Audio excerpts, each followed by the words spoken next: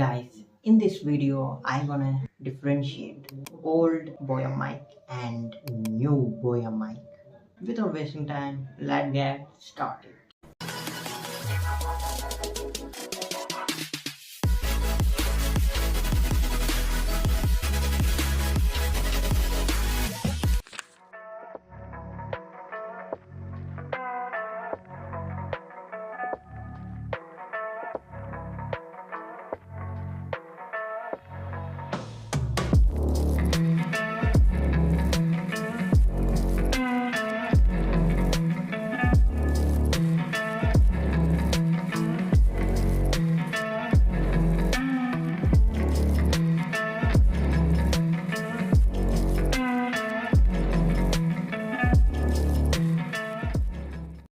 In the new version, you will get a nice sticker.